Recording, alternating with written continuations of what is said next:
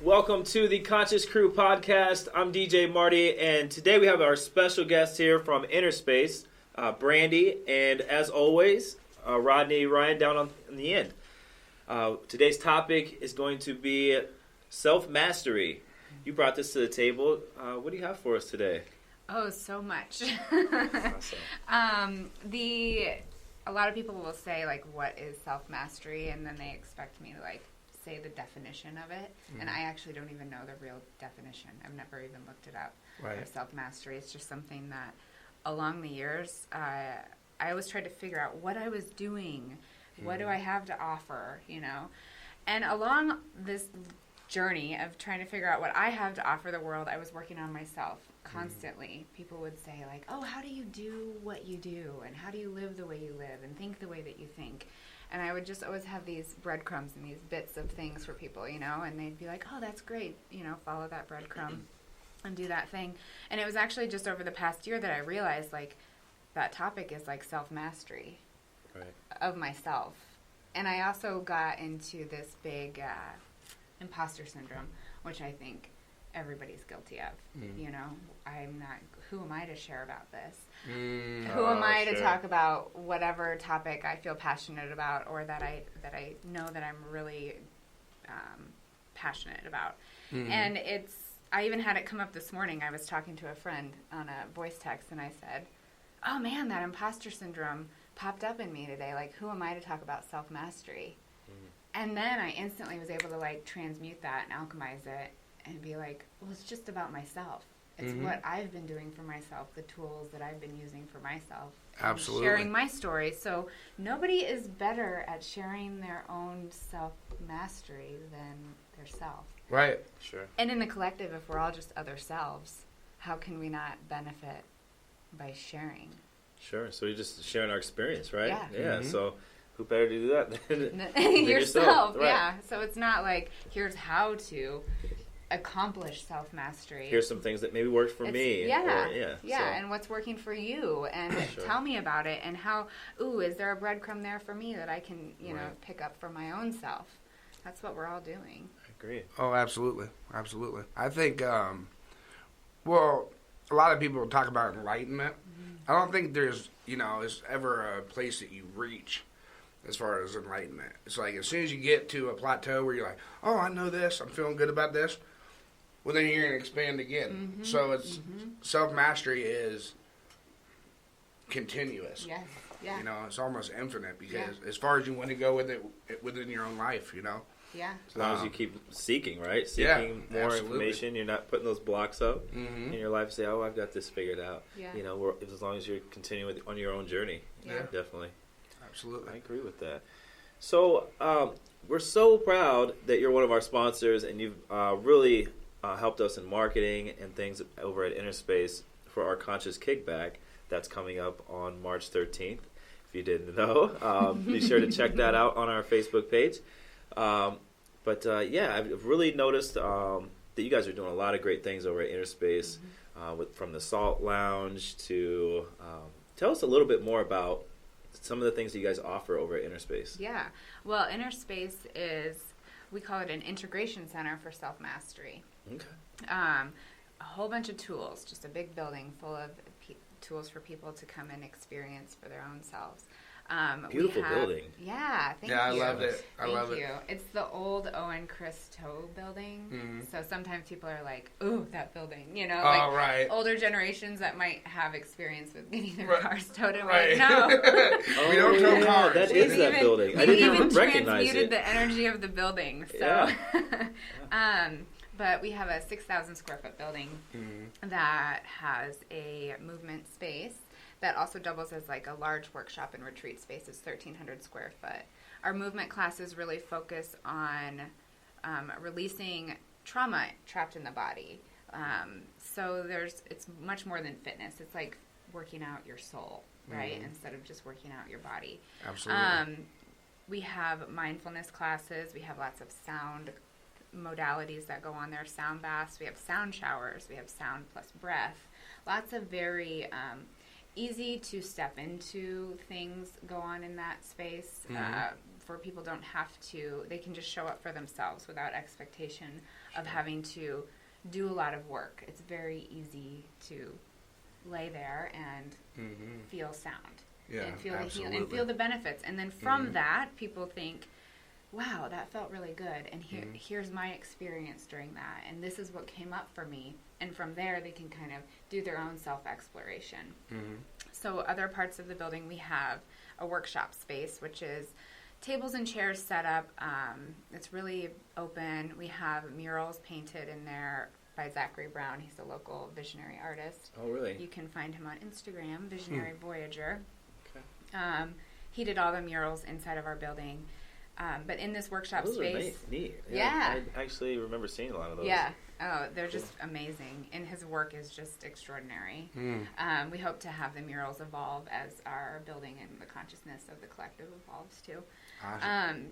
But in this workshop space, it's for hands-on, creative, get messy, tap into your inner child, that type of thing. We have another space that we call the Flex Room, and it's for more intimate workshops. It's like a big, cozy living room feel, you know, so that you're not like feeling like you're in this cold, open, big space trying to gather this really expansive information about your own self. Right. So it's very comfortable in that space, and we also have studios in the back where we have practitioners that do one-on-one modalities, different healing modalities, massage, Reiki. We have a shamanic practitioner, a biodynamic breathwork practitioner, which I think she's the only one in Iowa.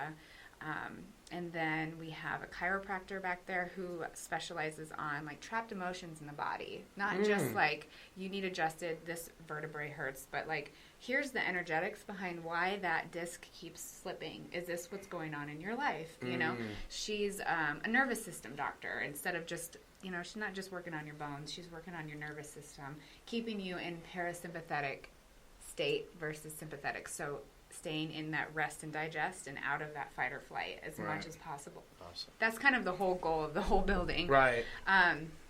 We have a woman who's moving in March. She does tarot readings, and she also does, she has so many. She has an apothecary. We have just so many amazing individual practitioners back there. We also have 3 studios that are for rent daily or hourly. And these are these studios are for people who are just stepping into their practice or working part-time and don't want to commit to a full studio, but want to have that professional environment. Like, I have this modality, I want to do it, I don't have the confidence or the clientele necessarily to like open up my own shop. Right, or maybe that people don't even want to have that step. responsibility. Yeah.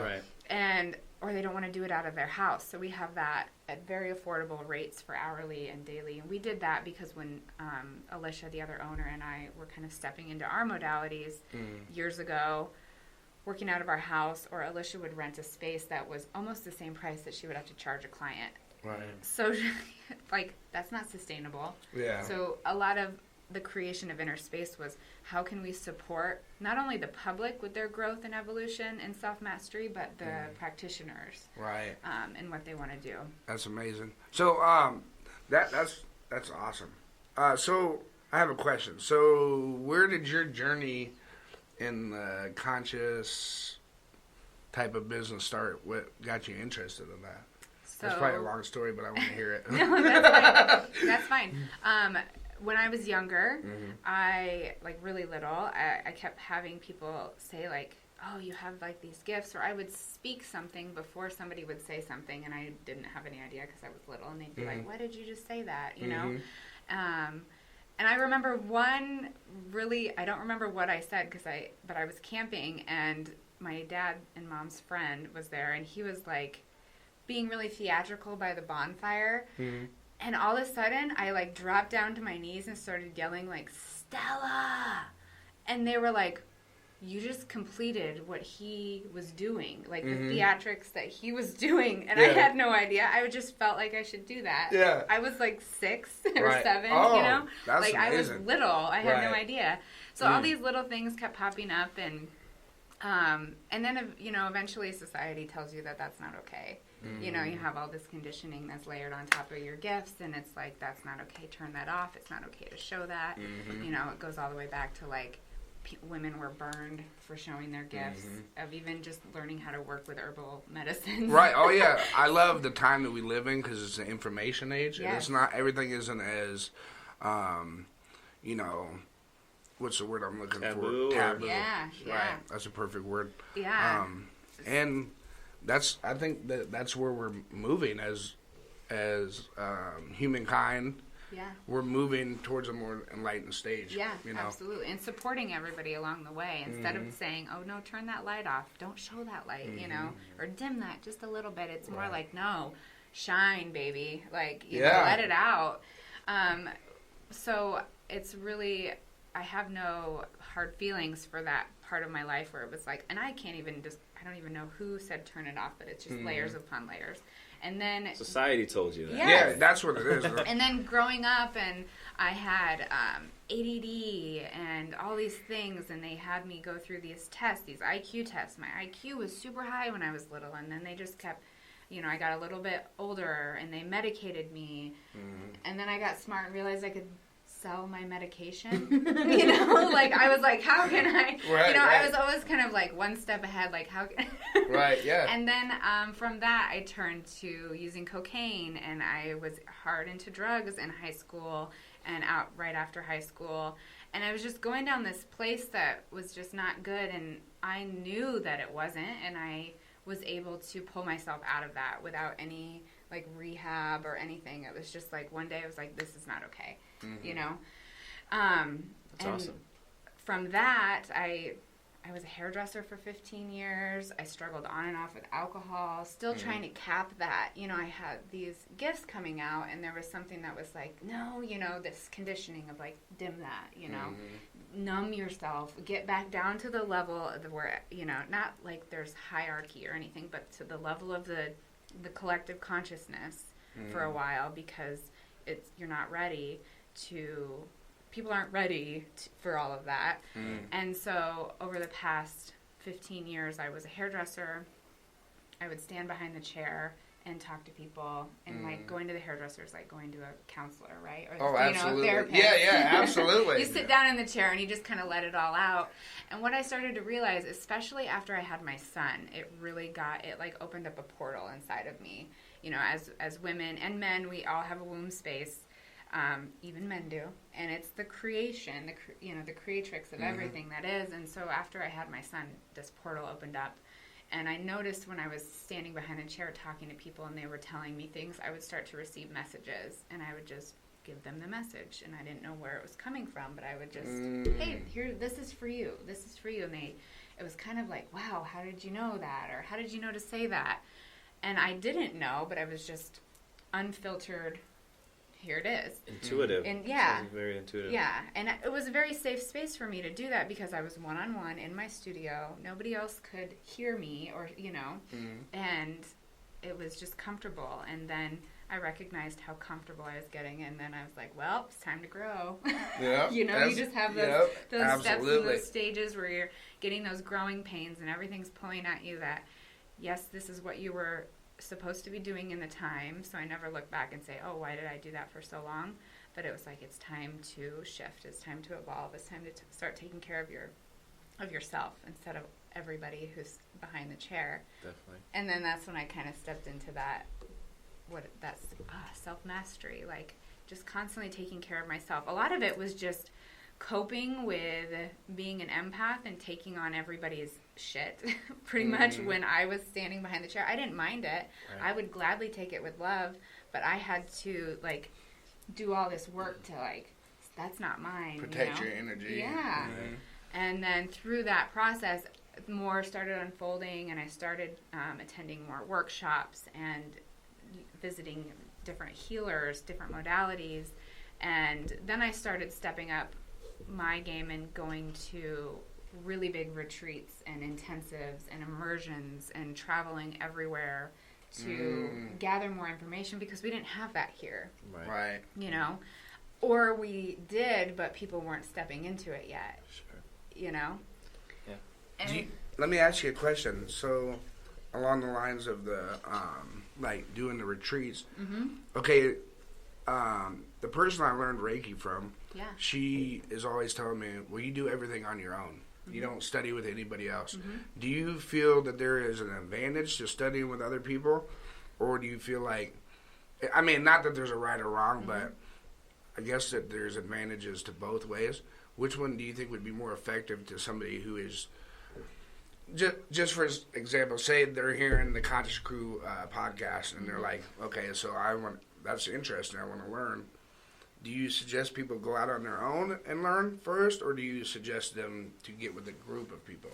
I guess it could go either way. I did a lot of self-exploration because none of this stuff was brought to the light when I started my journey. So a lot of it had to be, I was like digging and finding, and I also kind of got this visual when you asked me that question of somebody who's like drowning, which is what how a lot of society feels with anxiety and depression and this weight. And it's like asking somebody who's drowning if they want help to get out of the water or if they want to try to get out of the water by themselves.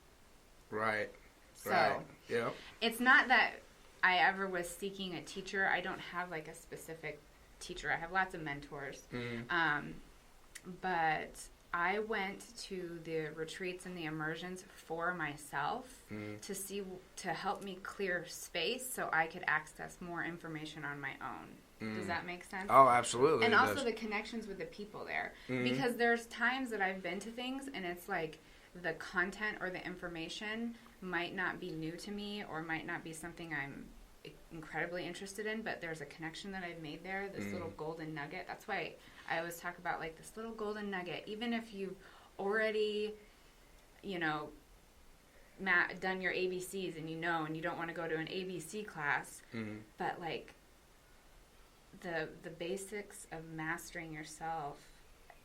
Let's see, there's like this really great quote we share it sometimes on Inner Space, like the mastery of anything is the basics well done.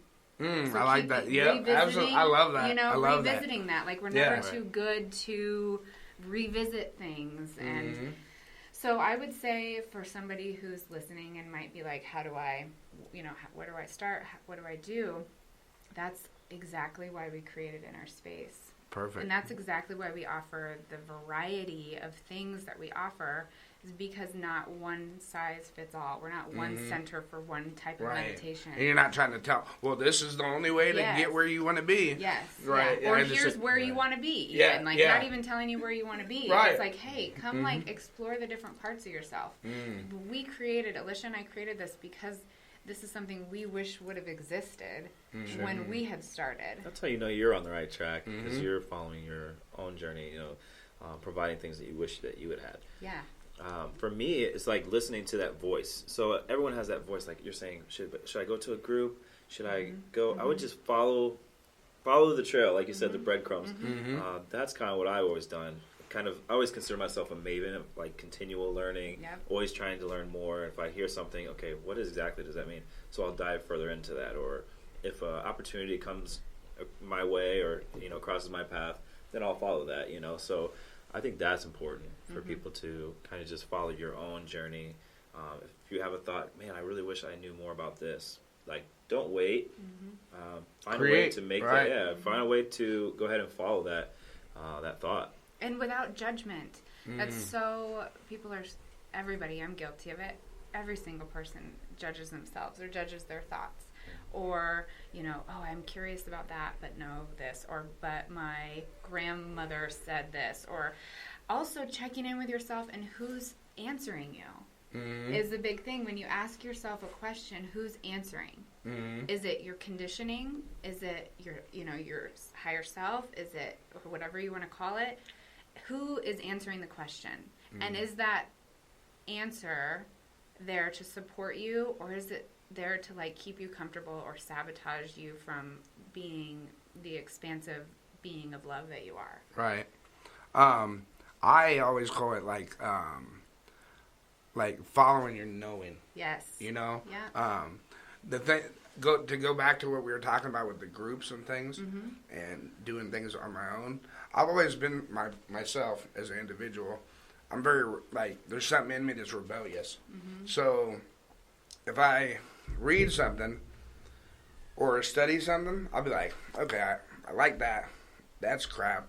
Yeah. I like that. Yeah. That's crap. This helps me. The rest of this is their story. Yeah. And being aware of that and, acknowledging that, that's okay. You're not going to be able to get in your truth from anybody else. Yeah. Yeah. No, Right? I love that too. Mm-hmm. And I love how even just you were using your hands and like setting the things aside, because that's all we have to do is if something doesn't resonate with us, we can just set it aside. We don't have to even expend any energy talking to other people about how that's not for us or anything like that. It's just like, nope, not for me. Yeah. Not for me. Doesn't resonate. Yeah. And the simplest thing, if someone's like, how do I even check in with if something's for me? What does checking in even mean? It's like, pick up a can of soda and a bottle of water and ask yourself which one you should have.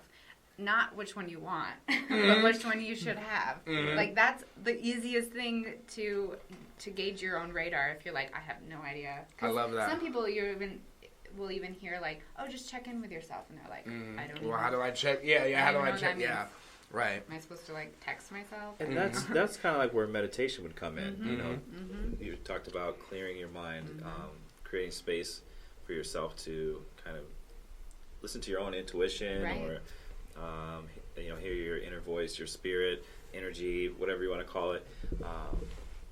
Just allowing that to kind of resonate with you, and then check your moral compass and kind of go that direction. Yeah, right. Absolutely. Yeah, I'm big with visuals and like analogies of things, and every time, so I kind of visualized myself as this like overstuffed suitcase, right?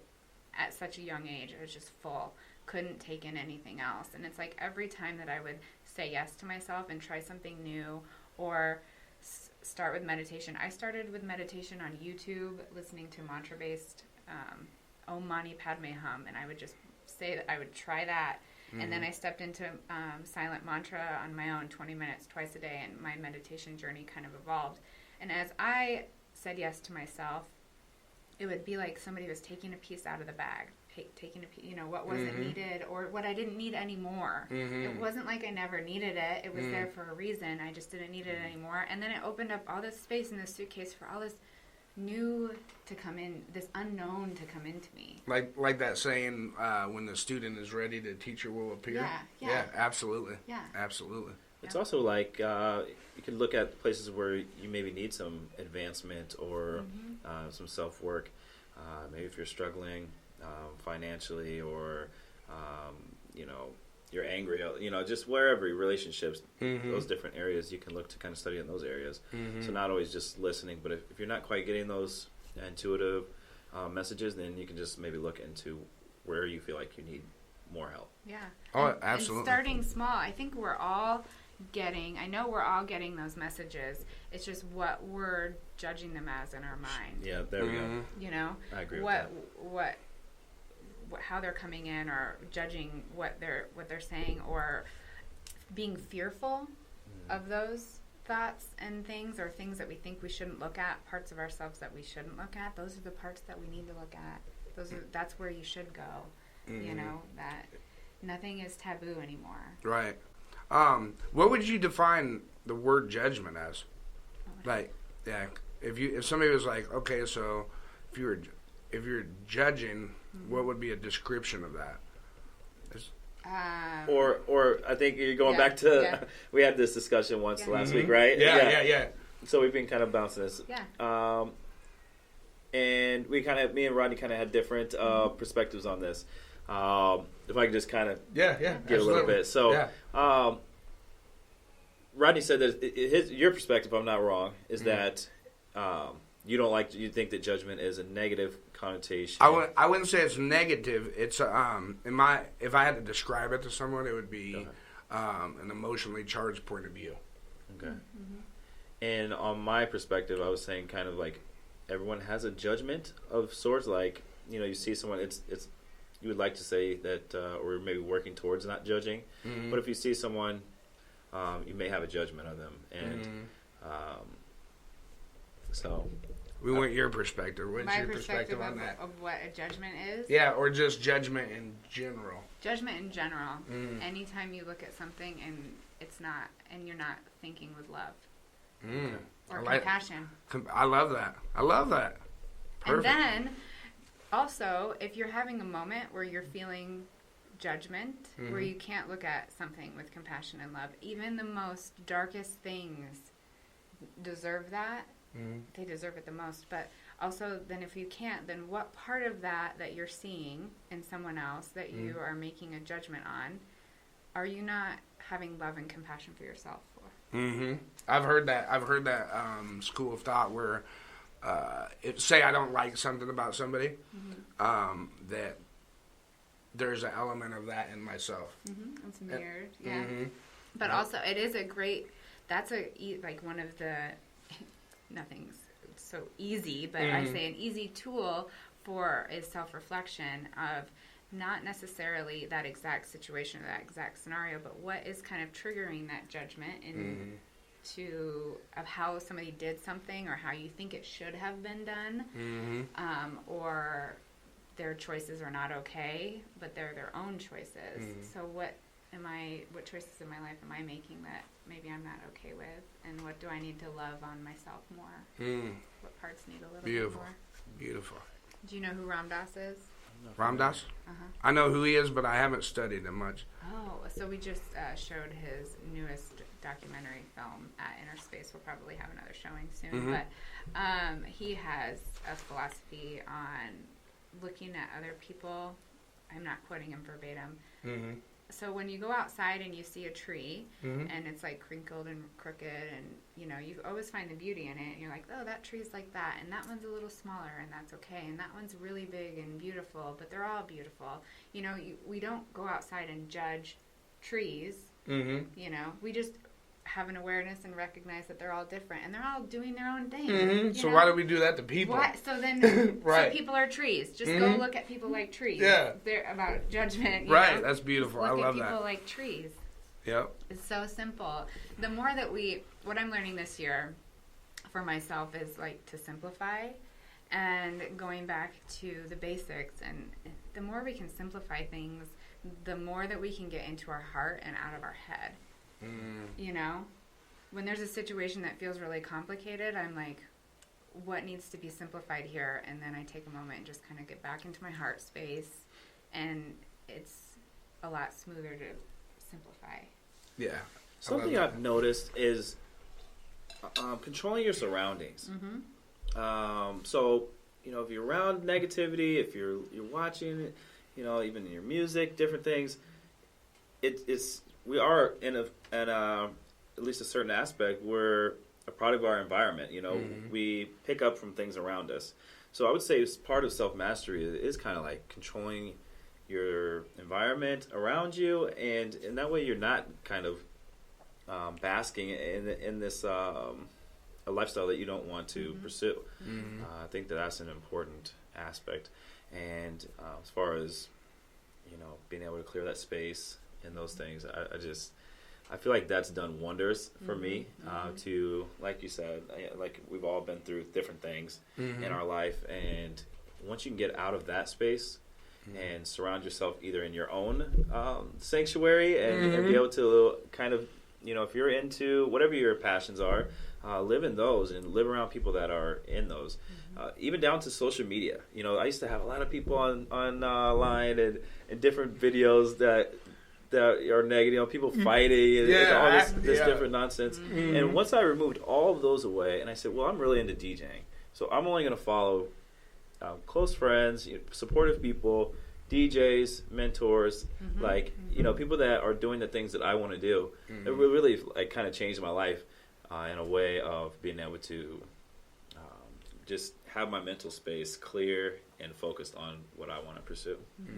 And you'll watch the world around you change. Everything will because you're changing your frequency, your vibration, and everything will match that. Right. Or fall off. And then, like you said, when when the student's ready, the teacher will appear, right? Yeah. So yeah, like you're saying, like things just pop up in alignment with what you're doing, as long as you're living in your pursuits. Because we have unlimited support. Unlimited support. It's out there. It's ourselves that gets in the way of thinking that we don't, or thinking that we're not good enough or unworthy of.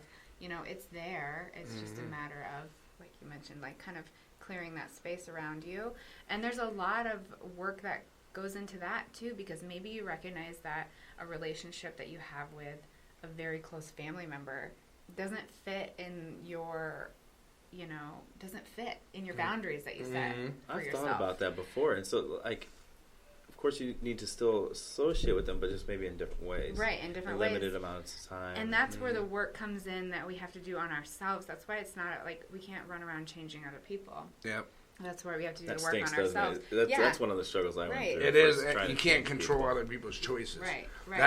That's a struggle that I've dealt with, because like I'm a pretty earthy person, and so the way that I find my comfort is not necessarily controlling my surroundings, but I struggled with that I can't, if I want to change, I can't make that person change with me. Right. Or I can't make, if I want to do this in my life, well, that person may not want to grow. Right. And you kind of almost get like a survivor's guilt. Right. Because you're like, well, I left things alone from the past so that I can move on to the next level, and then people will be like, well, they'll like throw hooks at you, like, oh man, you changed. You're not staying true to what we were doing. And there's a famous quote from Snoop Dogg like that. Yeah. He says something to that effect, that if his friends say, oh man, you changed, and you're not down with me anymore, or whatever. You don't mess with me anymore, and it's like, I gave you chances to grow with me. If you're not growing with me, then I'm going up, and like you can only have so much of a buffer there until somebody's got to balance out. And he said that he's not going back down to anyone's level. So. And if consciousness is like something that is super important to you, that's something that you're gonna have to accept. You will outgrow people, and it's like,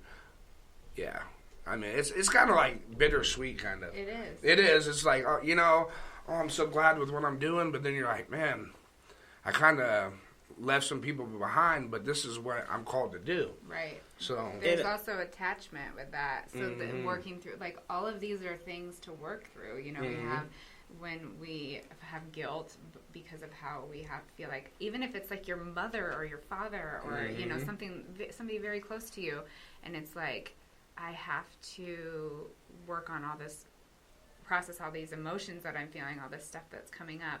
So the guilt, and then forgiving yourself, and working on attachment and not being attached. I have this visual of a balloon with a string with a weight on the end, and it's like telling somebody, they're like, you can become a balloon too, but if you don't, I'm gonna have to cut the string, and you'll become a balloon when you're ready. Yeah. But I have to do. I love it. What I'm supposed to do. That's beautiful. Yeah. That is beautiful. And they say it's lonely at the top, but I mean, I don't necessarily always agree with that. I think that sometimes when you're on your journey, it can feel lonely. But once you start to get where you're going, and you're finding other people that are coming in alignment with you and where you're wanting to go, and like I said, surround yourself around the people that are doing the things that you want to do, the places that you want to be. Start to go to those places, and you'll find like-minded people there. So. Absolutely. Sometimes I think it is kind of lonely for people, like you said, to cut that string. It's kind of like, it's so thin, it's so easy, but you just cut it, and then sometimes it'll take you a while, but you'll find other balloons. Yeah, exactly. Once you get up there. Well, and it's trusting the process that if you want something for yourself, if you're going to start tapping in and you're like, I know this is who I am meant to be and what I'm supposed to be doing, it's trusting and allowing that support to come in wholeheartedly. And that means like getting into your heart space, and a lot of people forget. We get up here and all of this goes and goes and goes and goes in our monkey mind, and we just need to like drop back down Tell us what the monkey mind is. I've heard that used many times. What does that mean? It's just the thoughts, all the crazy thoughts. Oh, so like just the mental clutter. I mean, everything that kind of impedes. You can tell a difference, and sometimes you can tell when people are, if you're trying to figure things out, you know, and people will like look up when they're thinking because they're looking like something's talking to them up here, you know. And it's just taking that moment. If you feel like your thoughts are running, or you don't know how to make a decision, or you start to hear things in your head and like so many thoughts, and it kind of starts to make you anxious. Just taking that moment to take a deep breath in. I do the 4-6-8 breath whenever to try to like get back down to my heart center, which is inhale for 4 in, hold for 6, and exhale for 8 through like pursed lips. I do that 3 times in a row, and just kind of helps me go back down to center, brings me back into my heart space where you feel home, you know, that feeling of like just stillness for a second, that everything's okay.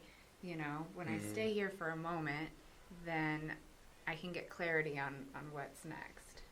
And it doesn't mean that it doesn't suck, and it doesn't mean that it doesn't hurt, and it's not painful, and this isn't all beautiful and spiritual, and we're floating around. Right. You know, it's like sucks, and cry and let it out, and when you feel those things come up, let them come up. You know, the more we just keep pushing them down, the more it's gonna just suck even worse. You know, like just let it out.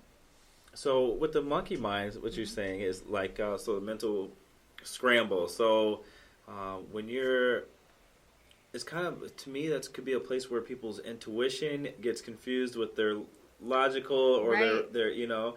So it's like, okay, if you were to stop and think about it, like you're saying, take some time, do a breath exercise, meditate, or maybe just give it some time to think.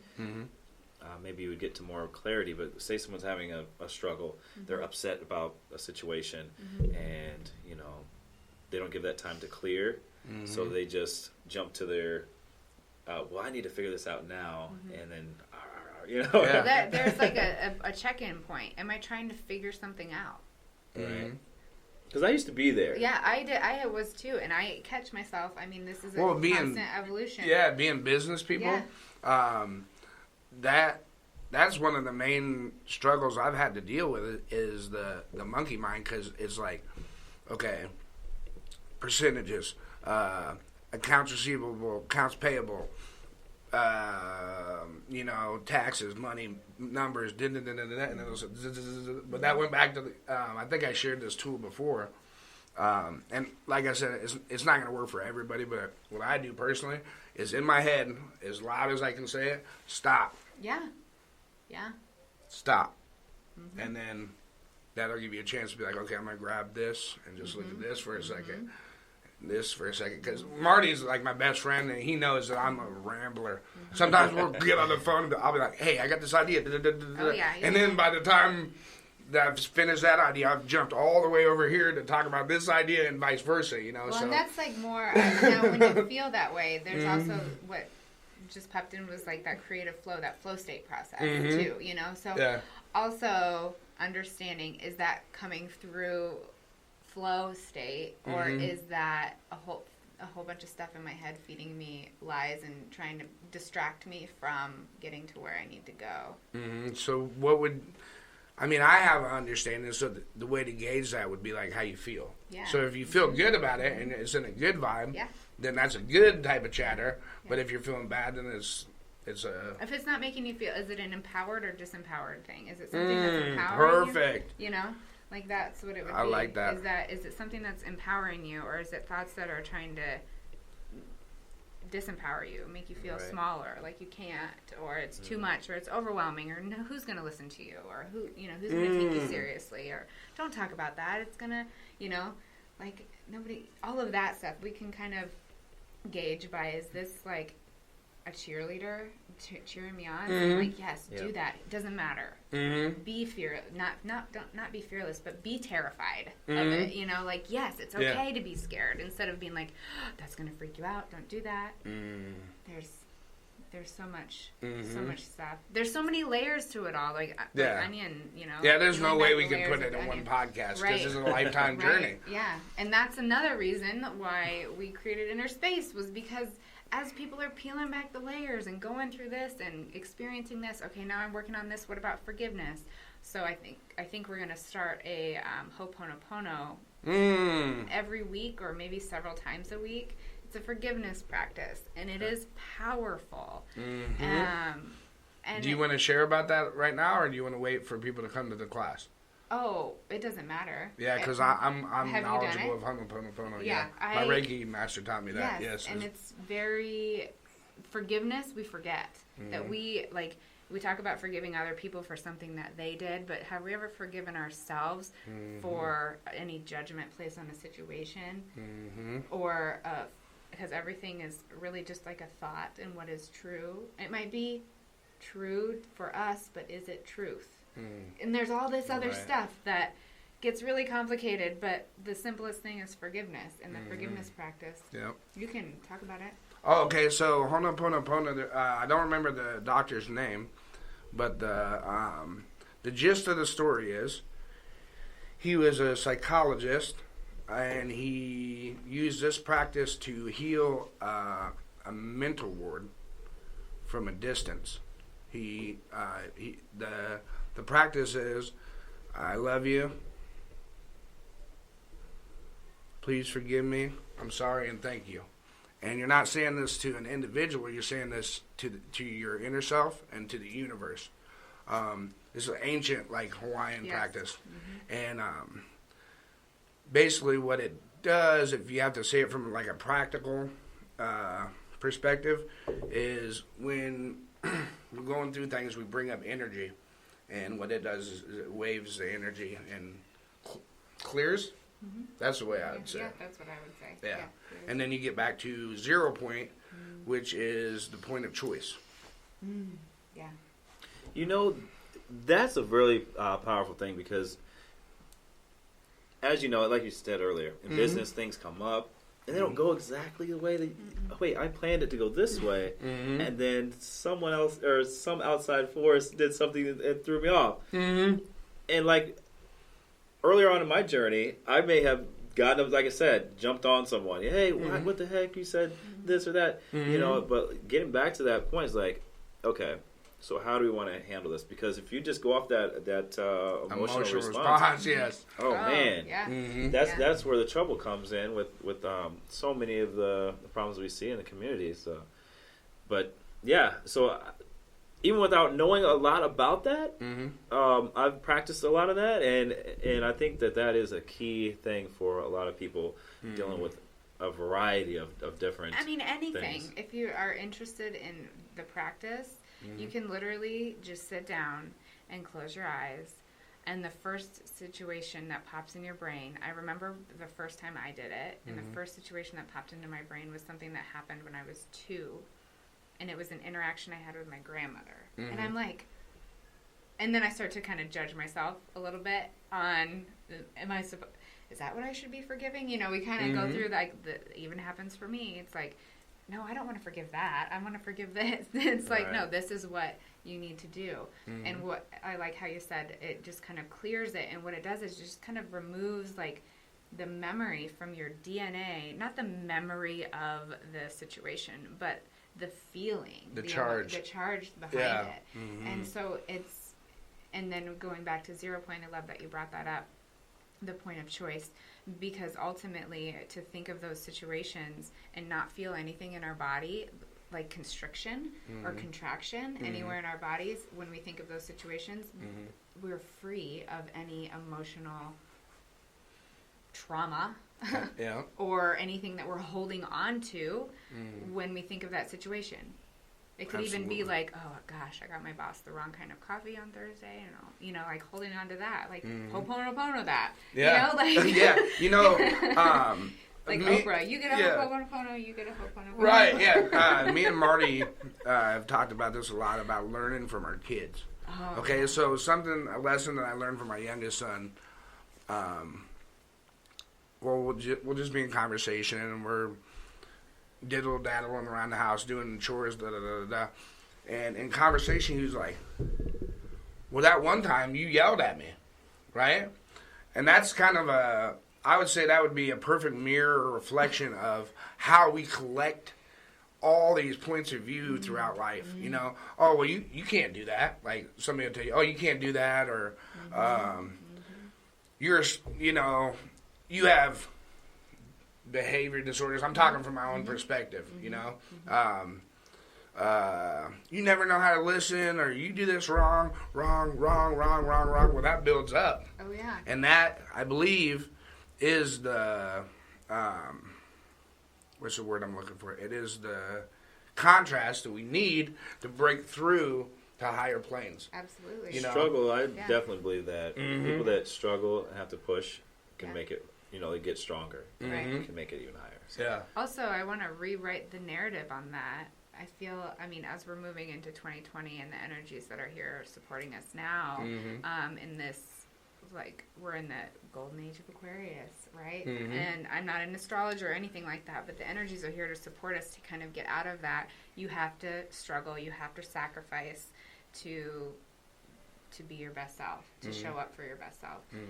You have to do all the things and doing and figure it out. Yeah. And that's how you do it. Like, taking a step back away from even those stories and those conditionings. Like, when Alicia and I opened up Inner Space, people were like, oh, you guys must be so stressed out along the whole process, and we really weren't. Right. Like, it was amazing. Felt good. It felt great the entire time, because all the energy that we attached in any transaction with building the business and everything, we literally built the whole inside of that building. We were very conscious of the energy that was connected to it. And then not being like, oh yes, when we open, we're never going to see our families and all of that. Like, no, we don't have to do that. We don't, I'm, you know, like, I'm not there right now. Alicia's not there right now. And we don't have to, we're home every evening. And if we want to be, we choose to be at Inner Space. Right. When we're working, you know, it's not like, and we have set it up and we have been supported along the way to not have to work hard and sacrifice. Like, let go. Like, there's an exercise for that too. Yeah. Letting go of, you know, and let things come into your life. So. But so much of that is like what we witnessed growing up, what our parents witnessed. It's just all of that societal conditioning of how things have to be. And that plays into, all of that plays into, you know, our own worthiness. And like you mentioned it so many times, you hear this over and over again. And then you're like, well, I'm not worthy of anything because I can't even shoot a basket in a hoop. Because one time my dad looked at me wrong and it just looked at me like failure, you know. And then that lives inside of me. And then you start to, you almost take on other people's perspectives as your own. Yeah. You know, like, but that, back to the, I guess the solution of that is, that's what Honoponopono will help with. Honoponopono will help with that. I have it printed out and hung in my kitchen so that my whole family can see it anytime. I'm like, anytime. Yeah. They are. And going back to checking in when we were talking about earlier in the podcast, checking in with who's speaking, who's replying when you're checking in. Is it your conditioning? Is it yourself? Is it your future self? Is it who you know you are? Who's answering? So you guys have a ton of awesome workshops and different activities almost every day, right? Yep. So what are some ones that you would suggest for people who are kind of just getting started on their journey and they want to come into that? Can you tell us some of the practitioners and what classes in particular you think would be good for someone just starting? So right now we are working on having something every day, like midday and evening. And on Mondays we have a midday meditation with Janet Casson. It's 45 minutes. It's $7. It's at 12:30. Wow, that's affordable. Yeah, $7. Nice. 12:30 to 1:15. It's very introductory, all the way down to I would even still attend it. You know, it's very easy for somebody to step into, and it's also great for all of these classes that we have, no matter what they appear as the entry level. Think of it as like human continuing education. Well, like you said, basic, master the basics, right? Yes, that's what mastery the mastery is. of anything is the basics well done. There you go. So we have that on Mondays.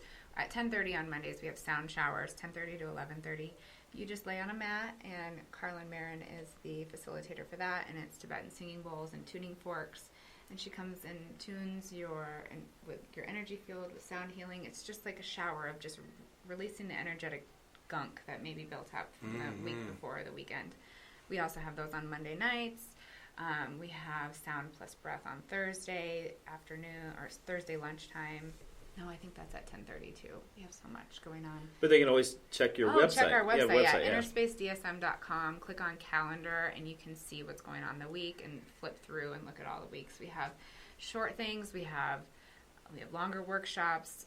We have really intense immersions, kind of whatever flavor anybody's looking for. Perfect. Gotcha. Cool. And then when I was in, I had a chance to try one of those drinks that you guys have. Oh, yeah. Those are amazing. Yeah, we have juice from Fresh Cafe and Market, Carrie Rush. She brings us in fresh juice. She has Chill Out that she made specifically for Inner Space to complement our Salt Lounge, which I don't even think I talked about. But we have a Himalayan Salt Lounge in there, and it's really good for respiratory and cardiovascular health. Because if we're going back to the basics, if you can't breathe good, if your sinuses are inflamed constantly, or you maybe are a smoker or an ex-smoker, or you have asthma or allergies, or anything that might be impeding you getting a deep breath and oxygenating all of your blood properly, then you're not sleeping good. So who wants to get up early and meditate if they're not sleeping good? And then, the rest of the day just kind of, it's just you're in repeat mode. So I read a study on that too that said that the salt attaches to like the mucus and helps it. Yes. Like salt's not good to eat, but it's actually good to breathe a little bit. Yeah. So it doesn't actually go into your bloodstream when you're in the salt lounge. We have a generator that blows microfine salt into the air. It's pharmaceutical grade. And you just breathe it in. It reduces inflammation, breaks up mucus in the lungs. It's just so good to be able to take deep breaths, and then you feel better. You feel more alive. Marty, we're going to come down there and do that. We got to definitely. When do you want to go? This week? They're going this week. Yeah. I'm bringing Leah too. I was going to do that. You said that kids can come if they're having, or even just some preventative, but if they're having some sinus issues, then isn't it Wednesdays? It's Monday evenings. Oh, Monday evening. And we have it. Oh, there. Yeah, 4:15. Go tonight, or do we got a lot of stuff going on tonight. Let's do it tonight. Let's try tonight. Okay, so parents get to go in free with the paid price of their child, but it's not the relaxing Zen environment that it normally is. So we change the wall colors to primary colors, and then we have games and toys out for kids to play, so that they're not trying to sit there and be Zen. Trying to get a 4-year-old or a kid to do that. They're like, okay, this is boring. What is going on here? Yeah, we have 4 sessions every Monday night. We have 4:15, 5:15, 6:15, and 7:15.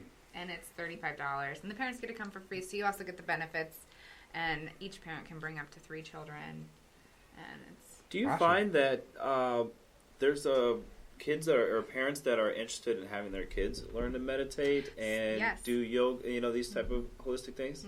Yeah, we have some kids classes that we try to pair with adult classes as far as the same time slots.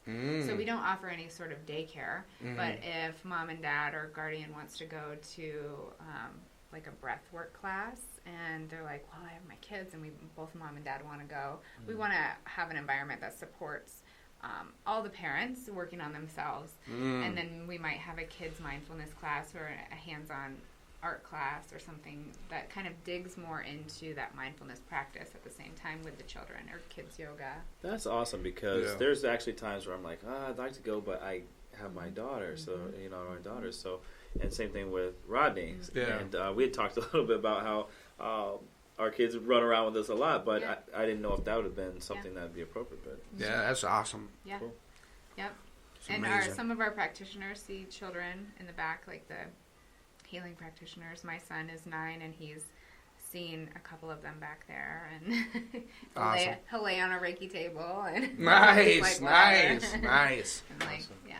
That's the future right there. Right. Yeah. And nurturing that in them too, and their gifts, and not turning off their light when they're little and they tell you something that they're like, how did you know that? Or what is that? Or if they say that they heard something, or they see something, or they feel a certain way, it's nurturing that within them too, and remembering to let that flame go out.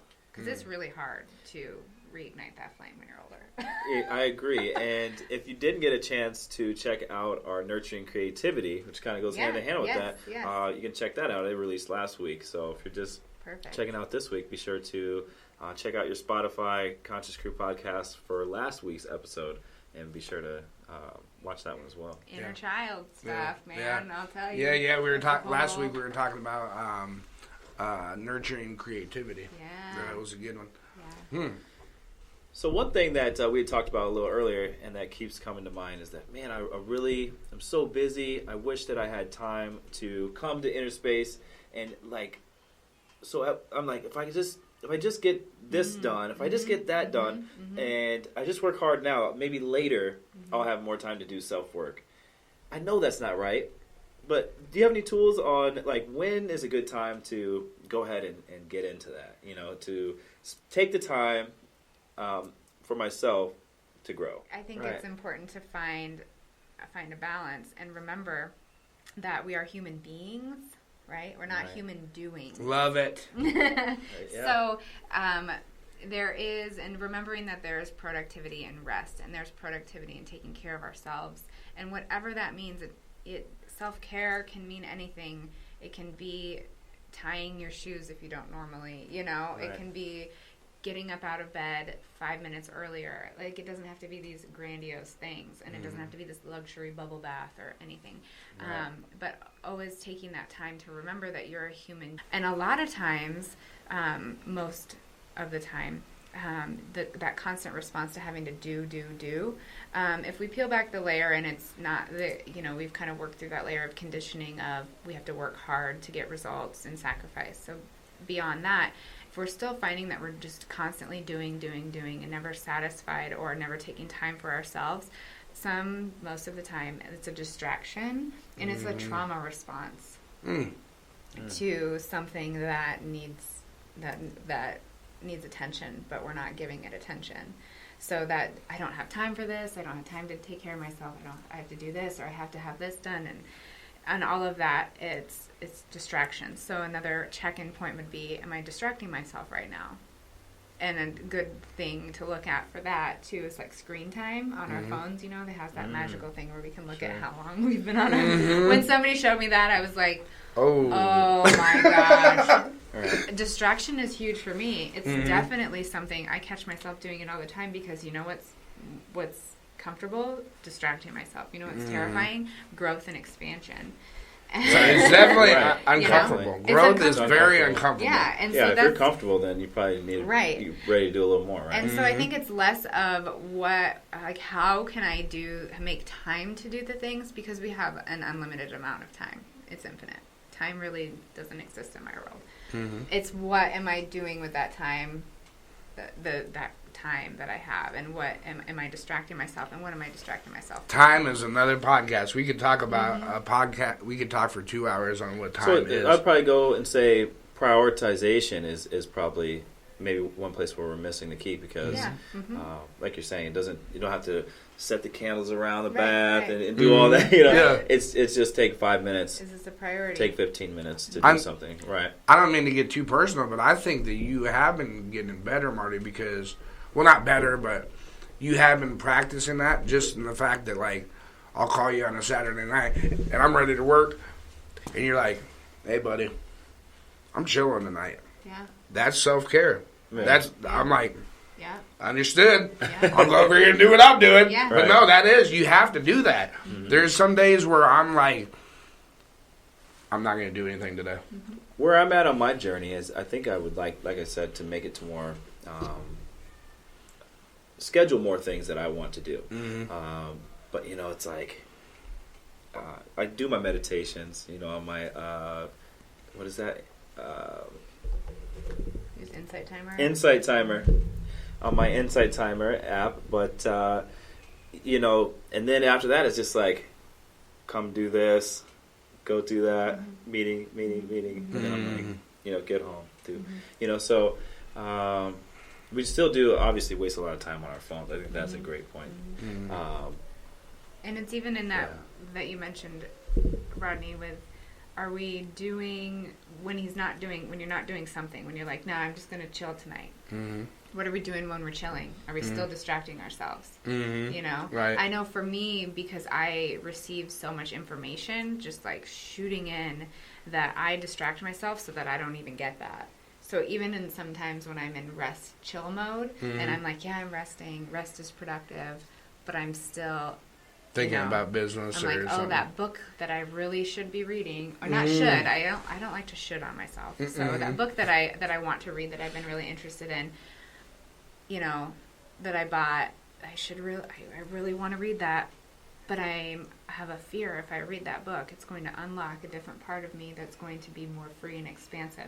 And what comes with that is uncomfortableness and growth and more layers being peeled back of more boundaries that I set for myself and standards that I set for myself.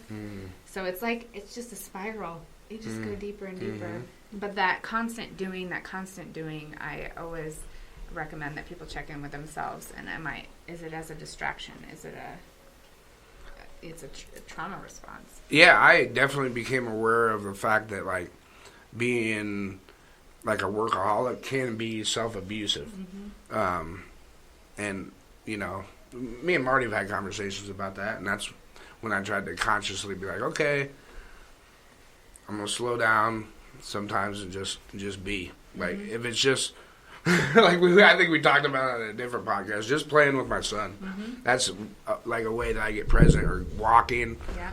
You know, I think with like goal-oriented people, it can be a huge challenge to do that, because in your logical mind, if you stop, then you're falling behind. You know, and but like you said, it can be very well. Like when you stop for a while, you're recharging. Yeah. That's how I feel. It's almost like a metaphor with like the Dragon Ball Z, right? Where you sit for a while and you just charge back up and then go. But I'm not perfect. I have this thing where I just go to drop. Right, and that too. It's lessening that go drop. Yeah. Because people will be like, well, I rest and recharge, you know. But do we have to live these lives where we're in fight or flight, go, doing for even 50% of the time, and then resting 50% of the time? That's still a lot for a lot of people. It's like an 85-15. You know, split of how much they're going, but then they're like, oh yes, but I recharge. But what if we lived a life where we didn't have to recharge, where we just had this beautiful even flow harmony of the way that we lived our lives? Everything was harmonious in a way. I mean, there's still, there's still shit and that comes up, and there's still stuff, and that's not to say, but we felt more even keeled all the time, because that constant being in fight or flight in our body and our nervous system, speaking of our human bodies, is not good, and that causes stress on everything, which causes disease in the body. And what's helped me though is that I go more than most people probably do, but for me, I'm doing things that I enjoy. So I enjoy every hustle of it, every minute of it. And I would, and being a business owner and whatnot is not necessarily for everyone. But I would challenge people to find creative ways and, try to work things into your life that you enjoy. So when you get off, even if you're working a job maybe you do or you don't like, start kind of working into a hobby maybe that can pays, that makes money, or at least start to implement things into your lifestyle, like going to inner space, like recording a song or whatever it is that you enjoy. Painting, anything creative. A lot of that too, because I was somebody who was just constantly doing for the first 30 years of my life.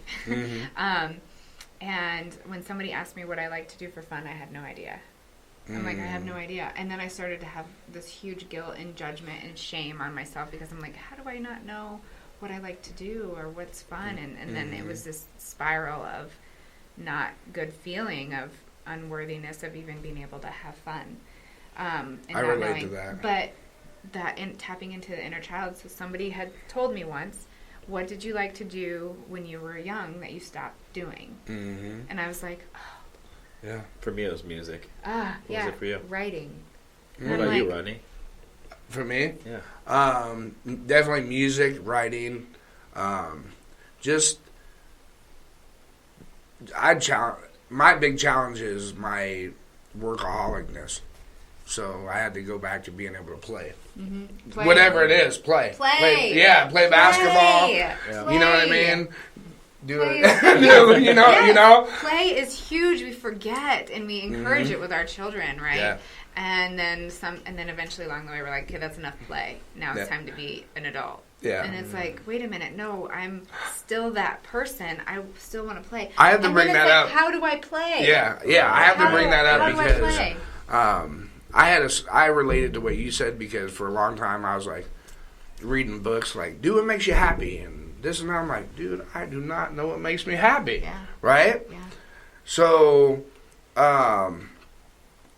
learning to play and see the thing is I've been studying, like modalities for almost 20 years. Mm-hmm. So each of them some of the modalities will make you almost judge yourself. Yeah. But the space that I've been in the last, I would say, 2 years is definitely that consciousness can definitely be fun. Yeah. It can definitely be. That's a big part of what we want to offer with the conscious creation. Yes.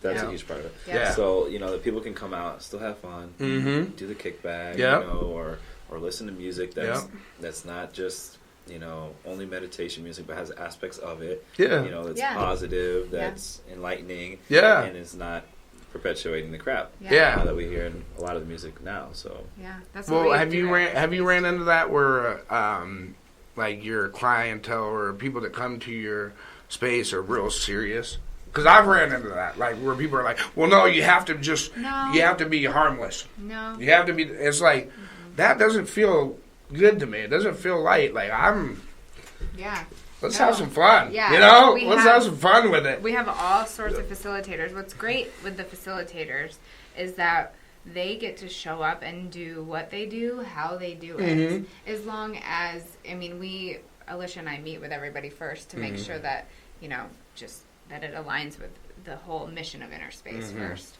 And then after that, we provide all the rest of the support so that they can just show up and do what they do best so they don't have to worry about all the other stuff. And when they show up in that way, it is fun and it is lighter and it is more flowy because all of the pressure is released from them. They don't have to organize and check people in and worry about registration, all that stuff. They don't have to worry about any of that. They just show up and then it is fun. Mm-hmm. Yeah. And I agree, this stuff is fun. And removing the judgment, too, I'm glad you brought that up, of that this can't be fun. Yeah. Like, when I think about what's fun, I'm like, well, I really like getting in my flow state. And it's fun. Yeah. And fun doesn't have to be monkey bars. Right. And going back to, like me and Marty being earthly people, we actually enjoy this. I'm taking notes and organizing in my mind. It's fun to me. Like I'm having a blast over here. Doing the podcast, we're having a blast. I know Marty enjoys planning. I wouldn't do a lot of the things I do. I wouldn't enjoy it. We put way too much time into this. Right. For it to be like a job we don't like. Yeah. So, right. And there is the serious work of it, on ourselves, but the constant reminder to play and have fun with it and laugh. It's fun and surrounding yourself with people that you can have both conversations with, that you can have those deep dive conversations with, and that also the people that will remind you, hey, you've been a little deep, a little heady for a while. Let's play. That's I love my son so much because he teaches me how to be because he can be ticked off. Those people, Dad, they cut us off, blah blah blah blah. But then, in an instant, he's back to joy. So I think people go through different stages. For the last couple months, or through the winter, I kind of told her, we talked about this, that let's build this thing. Let's get all these outlines of all these different things that we need to do to be successful. And then, like we talked about, we're going to be going into our creative stage now. So we want to create music, and we're really going to do a lot of recording, production, seminars, lots of stuff. And we're stepping out, and so we want this spring to summer through the rest of the year to be really like, okay, now we've got everything in order. We did that this winter, and so I think the people go through stages as well. Oh, absolutely. Just like the seasons, like you just kind of described. You're taking that winter to like hibernate and recluse and take care of and to nurture yourself and your creation, and then you kind of, the spring comes up and you're like, here it is a little bit, and summer it kind of fly, little birdie. and more than ever, the energies are here supporting us to do that, like energetically around the whole world. I feel it. It's time to step up and show yourself, be seen. Yes. Yeah. Well, we appreciate you coming on today. This was an amazing podcast. This is, again, Brandy from Inner Space. Be sure to check out her website, Innerspace DSM, innerspacedSM.com. And you guys also have an app. Tell us about the app before we close out. It's on both Android and iOS. And it's really simple. The easiest way to schedule, you can download it. It's just called Inner Space. It's black with white triangles, and on there you can look at our entire calendar. You can scope out all the facilitators. It's really nice because the facilitators are attached to each class. So if you look at one meditation and then you want to learn about the facilitator, and you might vibe with one and not the other, we kind of lay everything out transparently on there, so you can see the whole schedule, everything. And again, you can book Salt Lounge through there too. Really? Okay. We're definitely checking that out this week. So. Again, thank you so much for being a sponsor for our Conscious Kickback, March 13th. Thanks for having me. This is fun. Yeah, definitely. Always check us out as well on ConsciousCrewMovement.com. Rodney Ryan, again, down on the end. Be sure to check him out. Instagram, Facebook. And also, take a moment to follow our group on Facebook, Conscious Crew Collective, on Facebook again. For daily positivity and just more enlightenment. Enlightenment, empowerment. It's a great community we're putting together over there on Facebook. It's getting bigger. So. Yeah. So again, thank you so much for coming, and hope everyone has a great day. Peace.